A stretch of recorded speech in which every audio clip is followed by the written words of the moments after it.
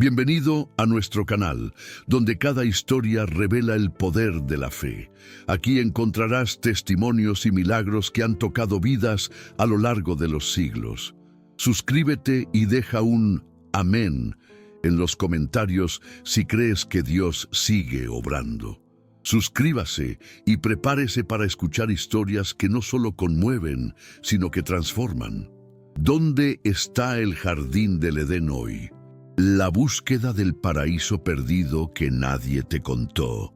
Imaginen esto, ¿y si el paraíso no fuera simplemente una metáfora espiritual, sino un lugar real que usted podría ubicar en un mapa? Esta pregunta ha impulsado a exploradores, teólogos y aventureros durante 4000 años. El jardín del Edén no es solo el escenario de una historia antigua, es el punto cero de la existencia humana, el lugar exacto donde la humanidad comenzó en una comunión perfecta con su Creador, y el lugar donde esa perfección se perdió dramáticamente.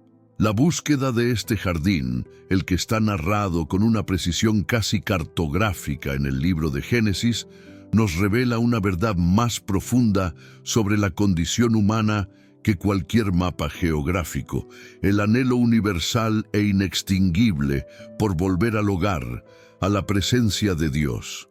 Queremos encontrar ese lugar porque encontrarlo, de alguna manera, parece prometer la restauración de todo lo que la vida moderna nos ha quitado, la paz que nunca logramos alcanzar. El texto más antiguo de la humanidad, en Génesis, capítulo 2, nos ofrece una descripción sorprendentemente detallada de este santuario primordial. Se nos dice que el jardín fue plantado en Edén, al oriente, y que era regado por un río que salía de allí y que, al exterior, se dividía en 4 cabeceras principales, 4 brazos fluviales monumentales. El pasaje bíblico incluso se toma la molestia de nombrar estos ríos: Pisón, Gigón, Tigris, Oidekel y Éufrates, y a su vez nombra las regiones que estos ríos recorrían, como Asiria y Cus. Esta precisión milenaria no fue un accidente narrativo, era un ancla que fijaba el paraíso no en el mito, sino firmemente en la geografía conocida, dándole un peso de realidad histórica a la narrativa de la creación que, para sus primeros lectores, era innegable. Pero aquí comienza el gran enigma, el misterio central que alimenta nuestra búsqueda hasta el día de hoy. De esos 4 ríos mencionados, 2 son fácilmente identificables para el hombre moderno. El Tigris y el Éufrates siguen fluyendo con majestuosidad por la Mesopotamia, esa cuna de civilización que hoy conocemos como Irak. Sin embargo, los otros 2 brazos, el Pisón y el Gihón, han desaparecido misteriosamente de los mapas históricos y geográficos, o sus nombres se han perdido por completo en las arenas del tiempo. Esta ausencia inexplicable es lo que ha alimentado 4000 años ininterrumpidos de especulación, de expediciones temerarias y de teorías teológicas que se atreven a desafiar lo establecido, buscando cerrar esa brecha geográfica para aliviar la nostalgia espiritual que todos compartimos. Para los judíos y los cristianos primitivos, la creencia era firme y literal. El Edén había sido un lugar real, palpable, pero desde el momento de la caída se había vuelto inalcanzable para el hombre. La razón de su inaccesibilidad era simple y poderosa. Estaba siendo custodiado por un querubín con una espada encendida que daba vueltas, una imagen formidable que simboliza el juicio divino y la separación definitiva entre el hombre pecador y la presencia santa de Dios. Este contexto teológico inicial estableció una verdad que la humanidad, a menudo, ha querido ignorar. La expulsión del paraíso no fue un simple cambio de domicilio, sino la consecuencia directa de una ofensa espiritual, de la ruptura de un pacto sagrado.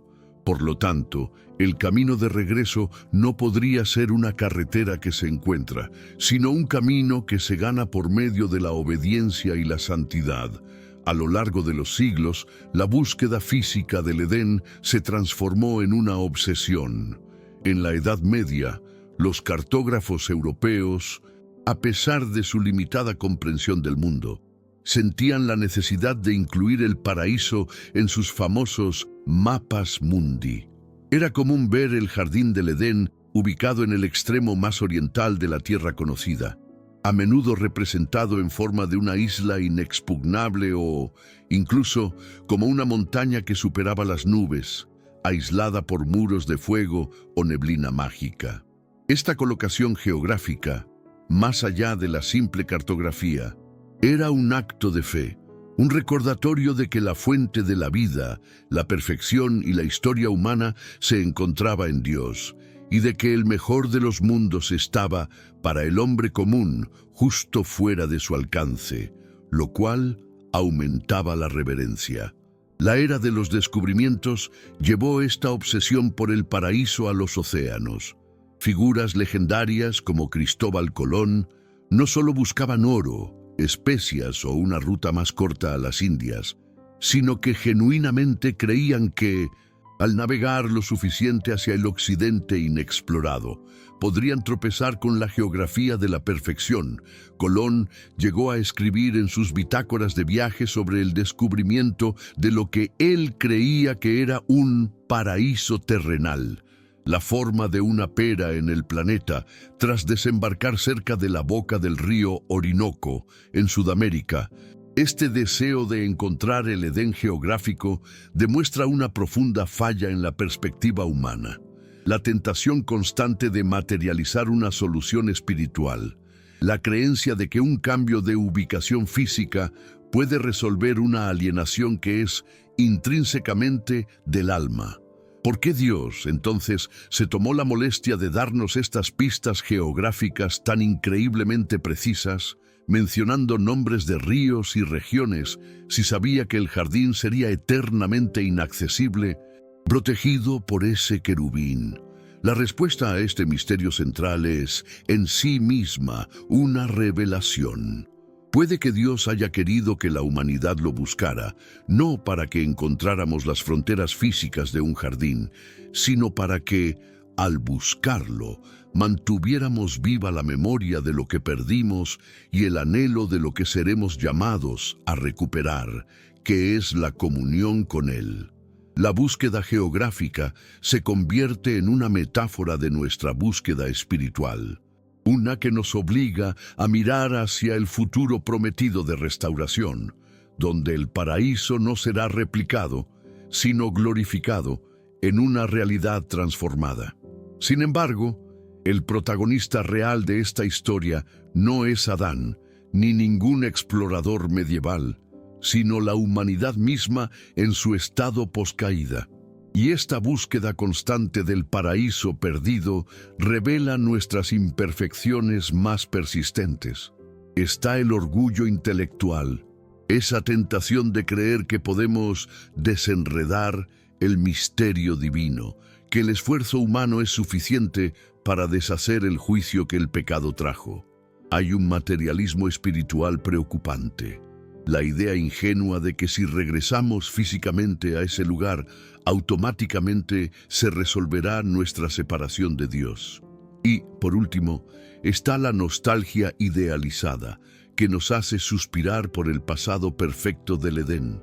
Mientras descuidamos el llamado urgente que Dios nos hace en el presente a vivir una vida de santidad activa, preparándonos para el Edén futuro, que es mucho mayor. ¿Sienten esa misma nostalgia por el paraíso? Comenten ahora mismo la palabra Edén, si creen que la búsqueda de este lugar es en realidad una búsqueda del rostro de Dios. Suscríbanse y activen las notificaciones para que no se pierdan el momento exacto en que revelaremos la ubicación más probable. La narrativa de Génesis no se detiene en la descripción de un lugar perfecto.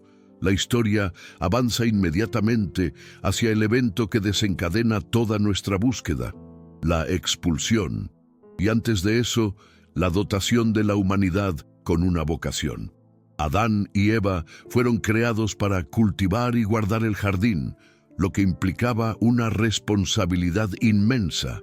Eran sacerdotes reyes dentro del templo jardín de Dios, cuyo propósito era extender la belleza y el orden del Edén a todo el mundo. La descripción geográfica que Dios incluyó en Génesis 2, 10, 14, con esos 4 ríos naciendo de una sola fuente central, era más que una simple guía. Era el mapa de su misión, la fuente de vida que debían administrar y preservar. Sin embargo, con el pecado, esa vocación se perdió, pero el anhelo de ser restauradores y cuidadores, el deseo de pertenencia, quedó grabado a fuego en el alma de cada uno de nosotros. El llamado de Dios a la humanidad se presenta a través de una paradoja. Dios no solo creó el Edén con una magnificencia incalculable, sino que además documentó su ubicación con una precisión notable, casi como un registrador de bienes raíces divinos. ¿Por qué este nivel de detalle si iba a sellar la entrada con una espada flamígera? Teólogos han debatido este punto por milenios, llegando a 3 interpretaciones principales. Primero, la memoria histórica, para que las generaciones futuras supieran que la narrativa es un hecho histórico real, no un mito. Segundo, el lamento permanente, para que la humanidad sintiera el peso aplastante de lo que perdió por la desobediencia, para que la añoranza sea perpetua. Y tercero, la promesa profética, que esos versículos funcionaran como una pista que, aunque parezca señalar al pasado, en realidad apunta directamente a un futuro glorioso, donde el río de vida y el árbol de vida de la creación volverían a ser accesibles en la Nueva Jerusalén. Tras la caída, la primera acción de Dios no fue aniquilar a la humanidad, sino protegerla de una eternidad en pecado. La expulsión del Edén no fue el acto final de ira, sino un acto de misericordia. Se les impidió comer del árbol de la vida y vivir para siempre en un estado de corrupción. El querubín y la espada eran el recordatorio constante del juicio, pero también de una barrera que la humanidad, por sí sola, no podría superar.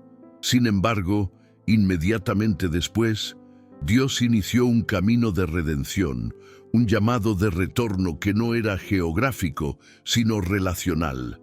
La búsqueda del paraíso, esa inquietud, no es un fallo en nuestra psique. Es algo plantado por Dios mismo. Es el eco de la eternidad que, como nos dice Eclesiastés, capítulo 3, versículo 11, Él puso en el corazón del hombre. Este anhelo por el Edén nos lleva directamente al conflicto central, a la gran batalla teológica que ha dividido a eruditos por siglos. ¿Fue el Edén un lugar literal en la tierra o una alegoría espiritual y cósmica? La interpretación literalista, defendida por muchos estudiosos conservadores, insiste en que Génesis 1 a 3 es una narrativa histórica ineludible. Sus evidencias son contundentes. Jesús mismo citó Génesis como histórico en Mateo 19, y el apóstol Pablo basó doctrinas fundamentales como la justificación y la resurrección en la historicidad de Adán. Además, el hecho de que se mencionen el Tigris y el Éufrates, ríos verificables, ancla la historia en la realidad tangible.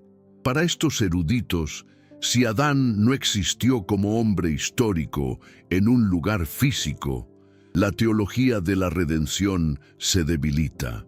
Por otro lado, la interpretación alegórica argumenta que el Edén es, principalmente, una representación del estado espiritual de comunión perfecta con Dios.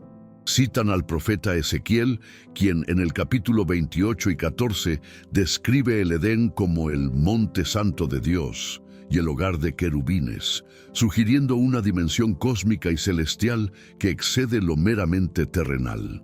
Además, en el libro de Apocalipsis, el Edén es resucitado como la Nueva Jerusalén, un lugar transformado y glorificado que, aunque conserva elementos del jardín original, como el río y el árbol de la vida, opera en una realidad totalmente nueva y sin la sombra del pecado. La tensión aquí es si estos dos puntos de vista son mutuamente excluyentes, o si el Edén fue, de hecho, un lugar histórico y geográfico que simultáneamente funcionó como el arquetipo teológico de la presencia divina en la tierra. Esta tensión teológica se traduce en el conflicto externo de la arqueología, donde los exploradores han postulado al menos 5 teorías sólidas sobre la ubicación física del jardín del Edén. La primera y más tradicional es la teoría de la Mesopotamia, Irak moderno. Los defensores apuntan a la obvia existencia de los ríos Tigris y Éufrates. Esta región, conocida como el creciente fértil, fue la cuna de la agricultura, un hecho que resuena perfectamente con el llamado a Adán a cultivar el jardín. Además, cerca de allí se encuentran sitios arqueológicos de las civilizaciones más antiguas de la humanidad, como Ur y Babilonia, lo que concuerda con la idea de que la vida humana se dispersó a partir de ese punto. El problema central, sin embargo, sigue siendo la desaparición inexplicable de los ríos Pisón y Gihón, que puede ser atribuida a milenios de cambios geológicos, como el diluvio o la desertificación.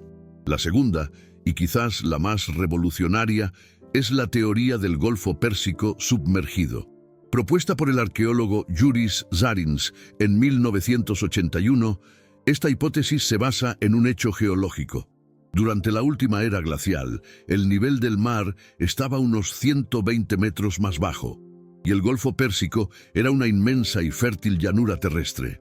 Zarins propuso que el Edén se encontraba en ese oasis, regado por los 4 ríos, el Tigris y el Éufrates que convergían, junto con el río Karun, que sería el Pisón, y el cauce seco del Wadi Batin, que sería el Gijón, un antiguo río que serpenteaba por Kuwait y Arabia Saudita.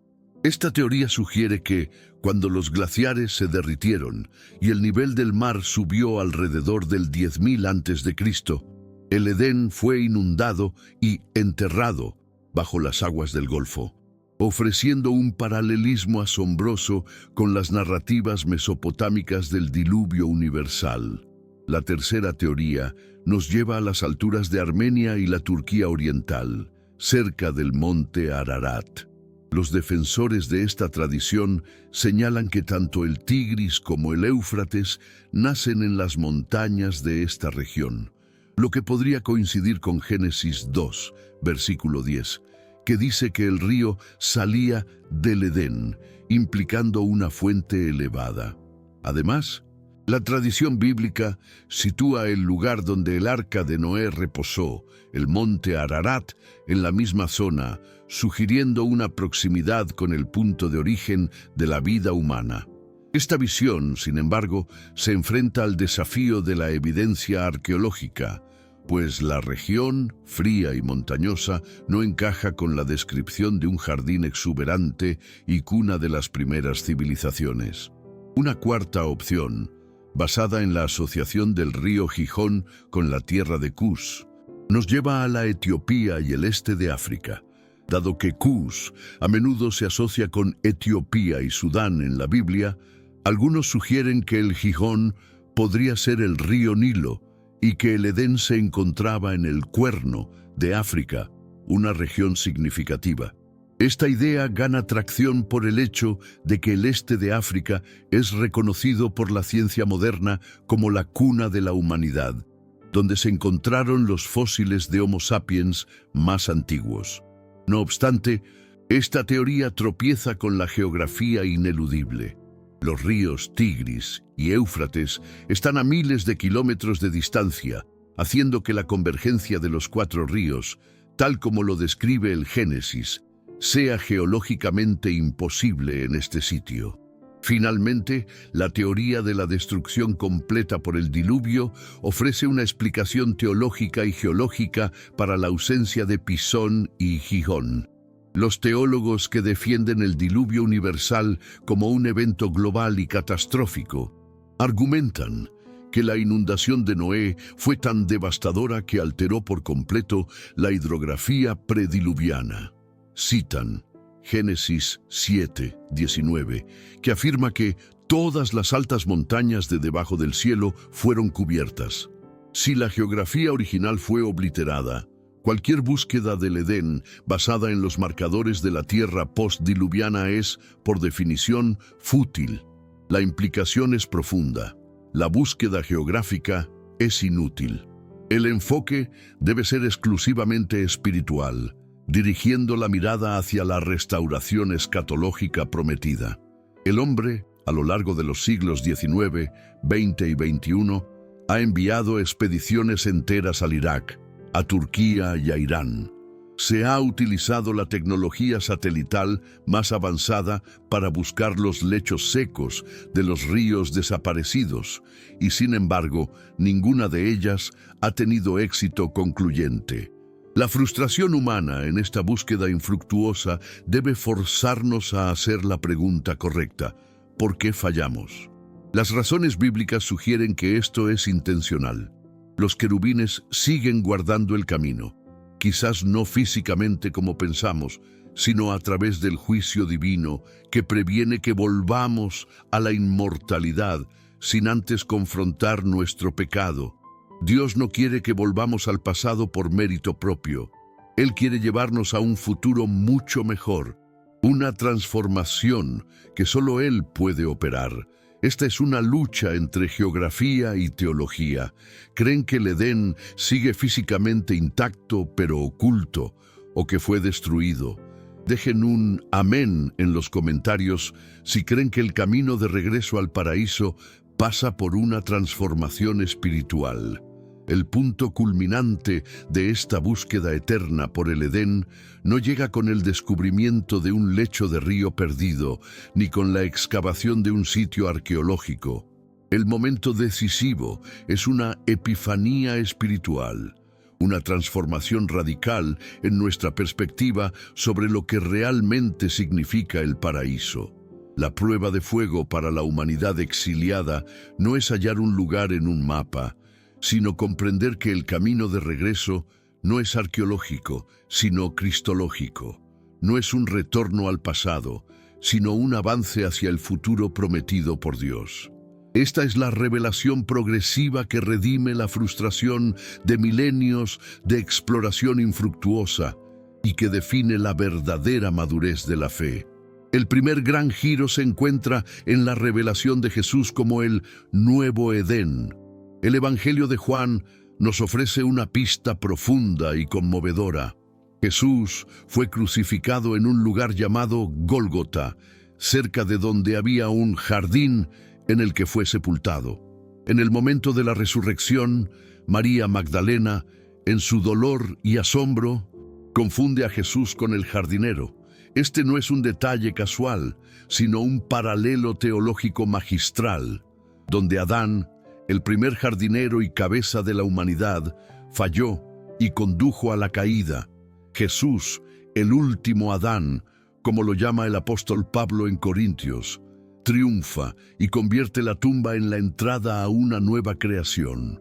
El Gólgota, el lugar de la calavera y la maldición, se transforma por el poder de la resurrección en el lugar de la vida restaurada, revirtiendo el juicio del Edén. Esta transformación se extiende a la iglesia misma, que se convierte en el Edén restaurado en la tierra. El apóstol Pablo utiliza metáforas poderosas para describir a los creyentes. Somos el labranza de Dios, el jardín de Dios. La presencia de Dios que se manifestaba a Adán al pasearse por el jardín en Génesis 3, versículo 8, ahora se manifiesta en el creyente por medio del Espíritu Santo, quien habita permanentemente en nuestros corazones. Ya no es una visita ocasional de Dios a un jardín de piedra y árboles, sino una residencia eterna dentro del templo que somos nosotros. Esto significa que la comunión perfecta con el Creador ya no está limitada a una geografía inaccesible, sino que está disponible por la fe, rompiendo la barrera impuesta por los querubines. Sin embargo, esta restauración en la tierra es solo un anticipo de la glorificación final, la nueva Jerusalén como el Edén glorificado. El libro de Apocalipsis, en su visión final, capítulo 22, nos muestra el río de la vida y el árbol de la vida, elementos clave del jardín original, volviendo a ser el centro del universo. Pero hay una diferencia crucial y espectacular entre el Edén original y esta nueva Jerusalén. En el Edén, Dios visitaba a su pueblo en el fresco de la tarde. En la nueva Jerusalén, Dios morará permanentemente con ellos, eliminando la distancia. En el Edén existía la posibilidad de la caída y la desobediencia, por eso se perdió. En la ciudad santa ya no habrá más muerte, ni luto, ni llanto, ni dolor. La posibilidad de la caída queda eliminada para siempre, asegurando una eternidad de perfección.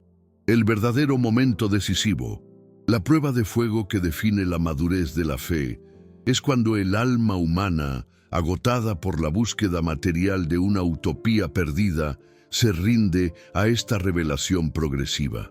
La arqueología y la exploración geográfica son redimidas de su futilidad cuando entendemos que su fracaso no es un error científico, sino una prueba teológica.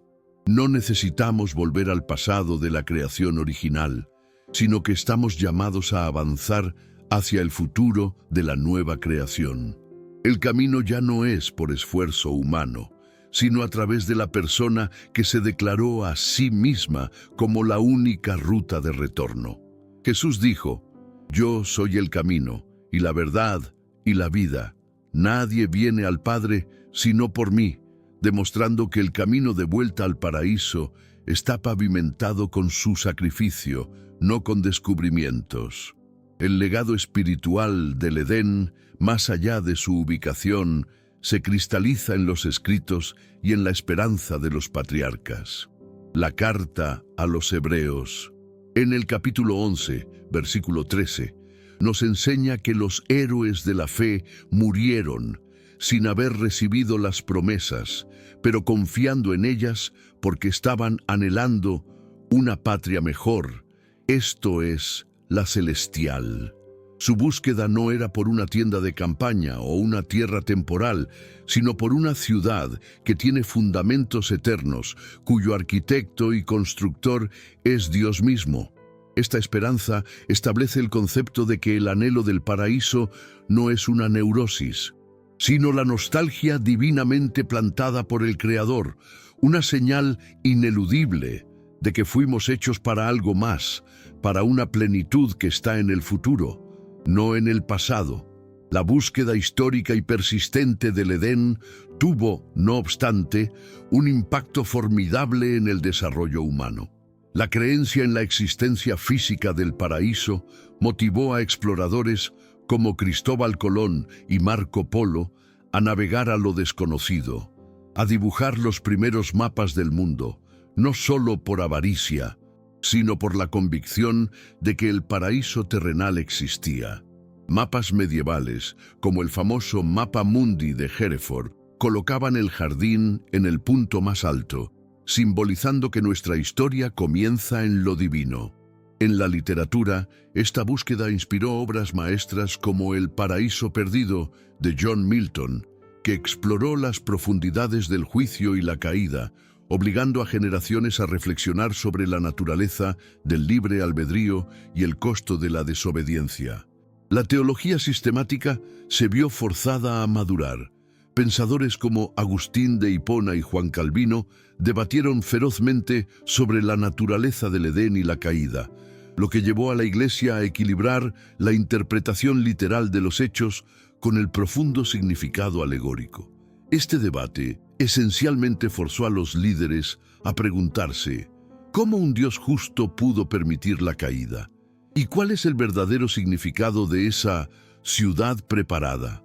La conclusión, respaldada por referencias proféticas como en Isaías y Joel, es que el jardín de Dios, aunque perdido, se convertiría en un arquetipo de la restauración futura. Dios prometió que haría del desierto un Edén, y que el paraíso regresaría como el estándar de su gobierno glorioso. El legado final, por lo tanto, no es geográfico, sino teológico. y se resume en 3 verdades eternas que deben resonar en cada corazón. Primero, la nostalgia divina. Ese anhelo que sentimos no es un escape de la realidad, sino un llamado legítimo de Dios para que busquemos la plenitud. Segundo, la imposibilidad humana. La espada flamígera de los querubines nos impide regresar por esfuerzo o mérito propio. Necesitamos un Redentor que pueda traspasar esa barrera por nosotros. Tercero, la esperanza escatológica. El Edén no está perdido, sino que está siendo preparado en una forma glorificada. La Nueva Jerusalén, un lugar al que somos invitados a avanzar, no a retroceder. ¿Les sorprende saber que el camino de regreso al paraíso pasa por Jesús?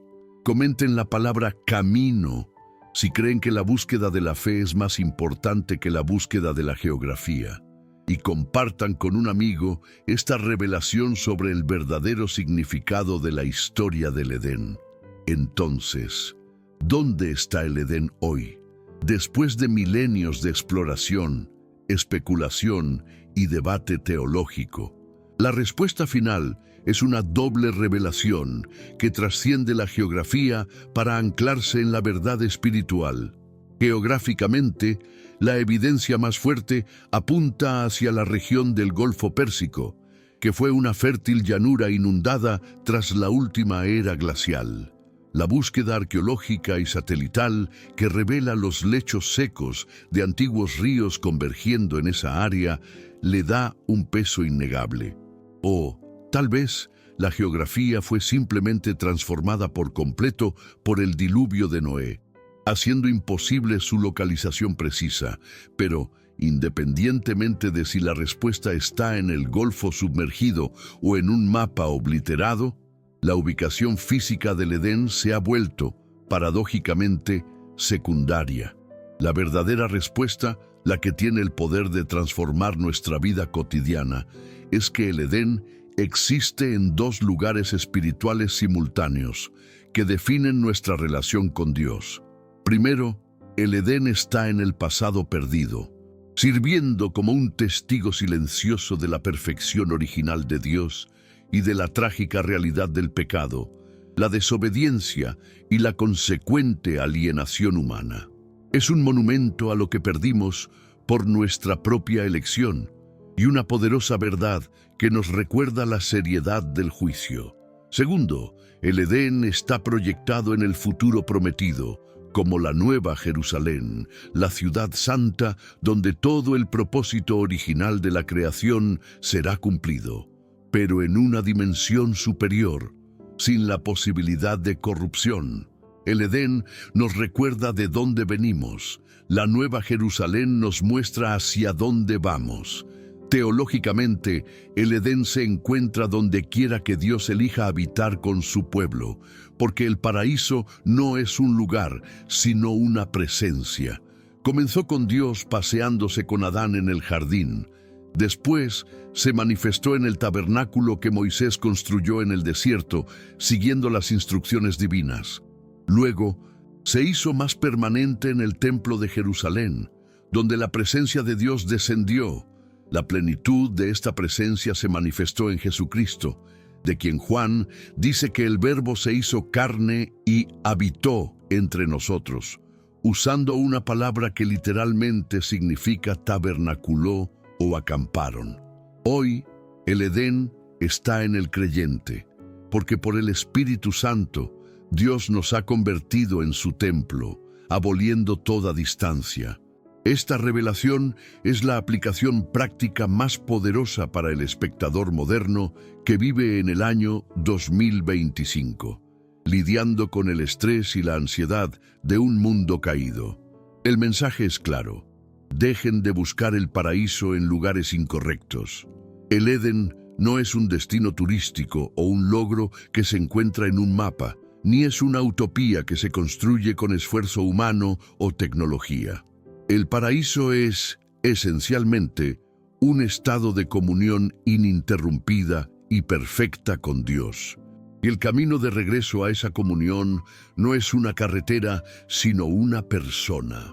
Su inquietud, esa persistente insatisfacción, no es un defecto de su alma, sino una nostalgia divinamente plantada por el paraíso. Como dijo el gran Agustín de Hipona, nosso coração não descansa até repousar em ti, ó Deus. Esta verdad nos llama a detener la búsqueda desesperada de plenitud en las conquistas, en las riquezas o en las experiencias pasajeras. Usted fue creado para el Edén, por lo que su anhelo es legítimo, pero la solución a esa nostalgia es espiritual y debe ser abordada con fe. La fe nos llama a vivir como ciudadanos de esa nueva Jerusalén ahora mismo, porque el apóstol Pablo nos recuerda que nuestra ciudadanía está en los cielos. Estamos en un mundo caído, sí, pero estamos en camino a casa. Y ese camino ya fue abierto por aquel que dijo, «Yo soy el camino».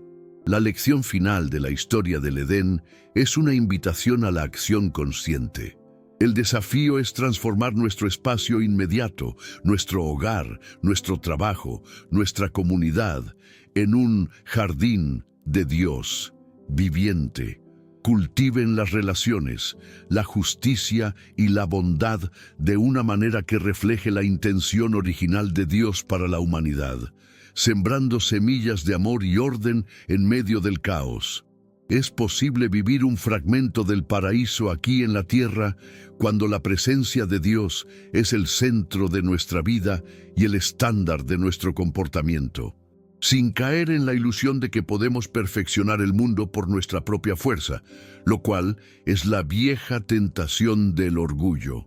Usted, que ha seguido esta jornada de exploración, debe enfrentar esta pregunta existencial. ¿Está usted buscando el Edén en el lugar equivocado? Él no está en un mapa antiguo, sino en una persona eterna. Jesús afirmó, «Yo soy el camino, la verdad y la vida». El único camino para cruzar la barrera de los querubines y regresar a la presencia de Dios pasa por rendirse a Él.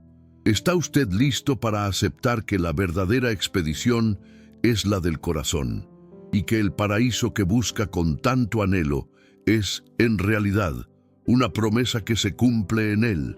El jardín del Edén puede estar perdido geográficamente, pero la promesa de la restauración total y gloriosa está viva y vibrante. Si usted sintió la profunda nostalgia del paraíso mientras asistía a esta exploración, sepa que no es una sensación vacía.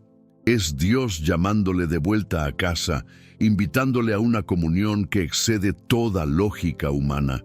¿Qué parte de la vida de la búsqueda del Edén te inspira más para tu propia fe? Dejen un amén si creen en el poder de la transformación y la restauración que viene de Dios. Comenten, ¿cuál teoría sobre el Edén te sorprendió más? Suscríbanse para no perderse la historia de la próxima figura bíblica, cuya vida nos enseñará una nueva lección sobre la fe. Nos vemos en la próxima jornada, donde la historia y la fe se encuentran.